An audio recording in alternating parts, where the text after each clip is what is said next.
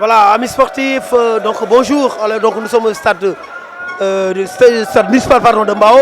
Alors tey jii nag waa zone 14 ñooy joué seen troisième et dernière journée. Donc trois matchs donc étaient au programme. Alors donc premier match bi dina dox diggante Zac Mbao déjà qualifié avec 4 points bien sûr. mooy dalal ñi nga xamante ni mooy waa extension avec 2 points bien sûr ñoom it une victoire forcément arrange ñi nga xamante ni ñooy waa extension pour ñu retrouver les quarts de finale. Alors second match bi dina dox diggante Xale Cité 3 points bien sûr ak ñi nga xamante ni ñooy waa Dal Jàmm les champions en titre. Les champions en titre ñu ngi dos au mur. Alors donc forcément une victoire aussi arrange les champions en titre sinon ils diront bye bye au CNP.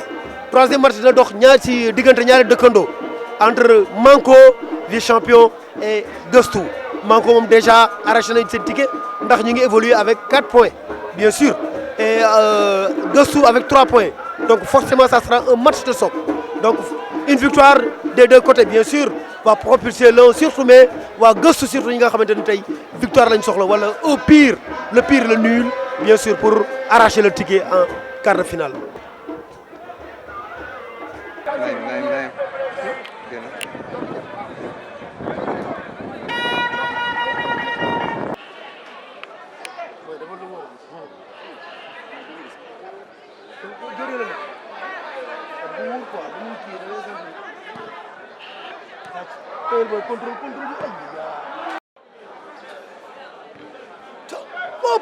Attention.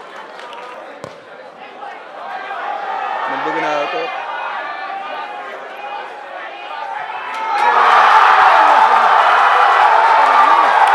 Neymar la.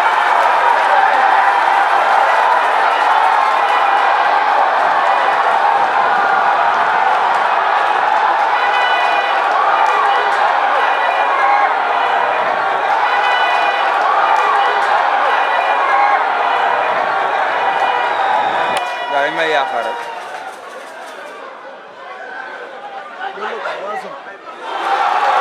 Attention, le crochet. 1, 2.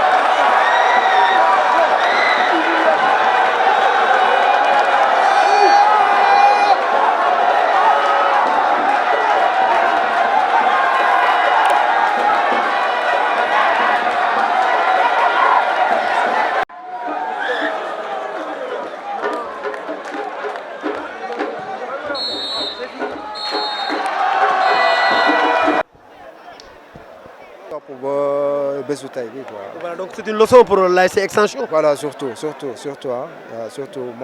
mooy leçon bi gars yi war a jàngat xam ne nekk équipe bu mag rek nekkul ne voilà saa yu lu may représenté mais toujours pour rester ci élan bi mooy da ngay indi valeur u joueur tamit yu tolloo ak équipe bi.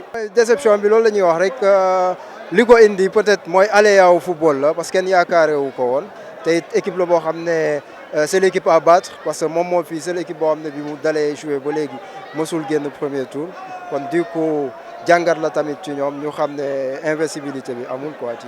Voilà merci. Zac Mbao sans faute c'est vrai que lii ay ay consignes la woon quoi depuis le départ. waaye ay consignes la bon comme suñu dañu am ay encadreurs yu baax donc seen consigne dañuy respecté lépp lu ñu teg rek loolu la ñuy def moo tax à chaque fois dañuy def sans faute. waaw donc alors mais gis nañu aussi à l'attaque sax gars yi dañu doon caaxaan mais au niveau de la défense c'est vrai que yéen dafa mel ni bëggule woon gën encaisser quoi. waaw en défense moom nous sommes toujours prêts ñun lu attaque bi di def suñu ñun intéressé wuñu quoi lu ñu intéressé mooy toujours ñu concentré ci ginnaaw waaw concentration rek. loolu rek alors leen Zac Mbao réellement ASC bi fu mu jëm. ASC bi incha allah ren ndam rek victoire continue waaw. dafa mel ni leçon la parce que daaw ñii sax ñoo leen éliminé woon ci match de poule yi. da ngeen ñëwoon jël seen revanche quoi. exactement gars yi daaw ñun soxla woon nañ ko ñu xañ ñu ko moo tax ren yàlla def ñun ak ñoom ñu dajaat ñun tamit ñu empêché leen donc match bi dañ ko préparé bu yàgg waaw on n'avait pas de repos on s'entraînait matin malgré que vous êtes qualifié. ouais on s'entraînait matin soir pour suñu revanche moo tax waaw. Merci. Ok, merci beaucoup. Deuxième rencontre a opposé les champions en titre qui se sont habillés en vert et Khalé Cité en blanc. Alors donc un match où le round d'observation a duré une demi-heure. Les champions en titre dos au mur ont tout tenté. Mais à la 31e minute, c'est Khalé Cité qui se crée des occasions, bien sûr. La plus nette sur le centre de son excentré, le numéro 7, l'attaquant contrôle, frappe au-dessus de la transversale. 42e minute, le joueur de Khalé Cité qui frappe. Hein, le ballon touche l'équerre. Ibou Goudiaby était complètement battu. Alerte, 42e minute. Coup sur coup, le numéro 10 de Khalé Cité qui tire sur le gardien.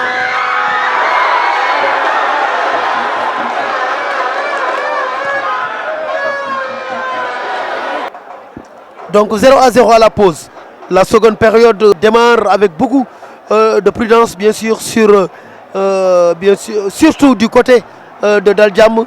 Mais à la 70e minute, c'est le numéro 7 de Khalé Cité qui est fauché dans la surface de réparation. Penalty. Mathieu Bandjaki se fait justice lui-même.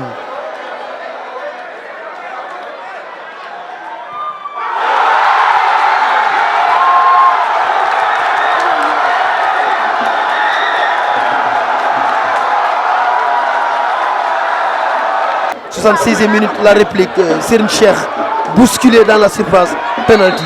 Ibou Goudiaby le gardien qui tire et qui marque.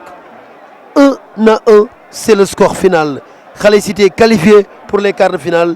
Les champions en titre devront attendre la fin du premier tour pour être fixés sur leur sort.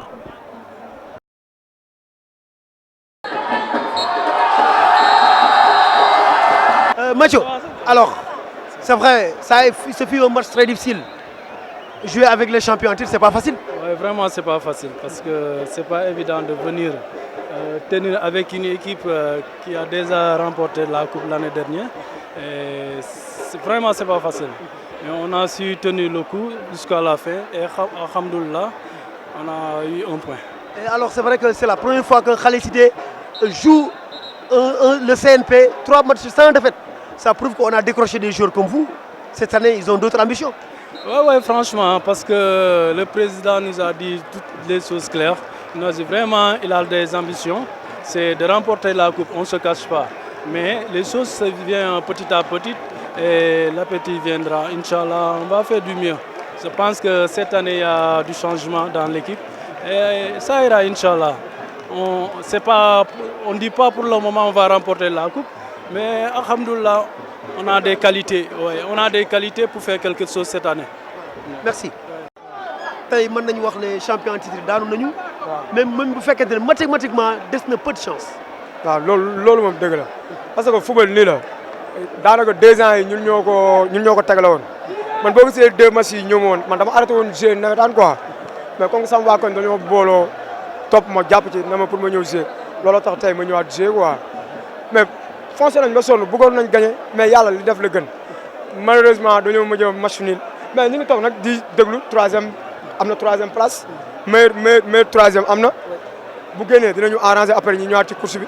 mais ñu mel ni yéen comme yow am na tamit joueurs yi nga xamante ne dañoo boudé équipe bi mais lu waral loolu. yow tu n'es pas la seule personne. non man équipe bi boudé wu ma de équipe bi boudé wuñu de équipe bi boudé wuñu yeneen boy yi xam nga boobu football boo jëlaat trophée man ça fait 4 ans ngi nii zone bi maa fi jël 4 fois coupe mais yeneen boy day dem wuti ci xaalis parce que seen kon jëloon nañ ko 4 fois coupe moo tax ñu may fooy ñu baax ñu dem après suñu cadets yi ñu montal leen ñu ñëw première année ba ñu ñëwee essayé nañ ñaari match yi doxul mais dinañ dem defarwaat préparer déwén bu fekkee dañoo toog mais football nii la tey da ngay ñëw yaakaar na dara du baax. Posé Manko qui jouait en vert et blanc contre Gussou en bleu et blanc. Alors donc une rencontre qui a démarré en fanfare. Gussou se montre plus menaçant. 10e minute, le numéro 7 frappe, claquette du gardien Cornel. Gussou continue sa domination. 35e minute, c'est l'ouverture du score par Gussou. Mamadou Diaw du plat du pied trompe le gardien. 1-0 à la pause.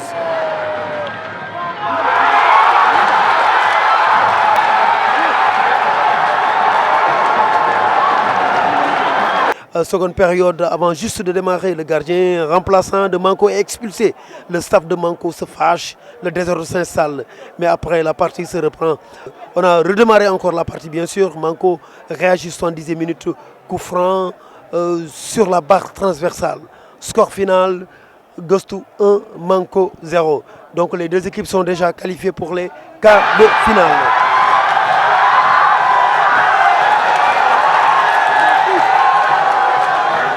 Coach, ouais. Félicitations d'abord. Merci beaucoup. Le nom c'est comment?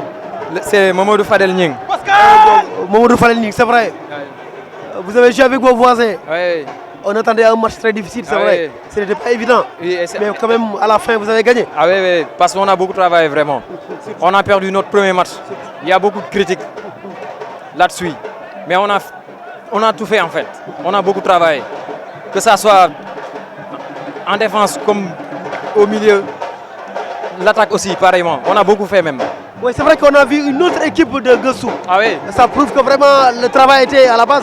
Ah oui. En premier temps, on n'avait pas assez de temps en fait. C'est ça. On avait entraîné qu'une semaine. On n'avait même pas des matchs de préparation, tu vois. Avec la pluie aussi, on n'a pas de terrain. Oui. C'était très difficile même. Mais on essaie d'adapter en fait. Vous êtes sorti premier de votre poule? Ah oui, oui, oui. C'est très normal même. On a beaucoup fait. Et les quarts de finale? Ah oui, on prépare et redoubler simplement d'efforts. Ah oui. Merci. Merci bien. Sissoko, Papa Sissoko.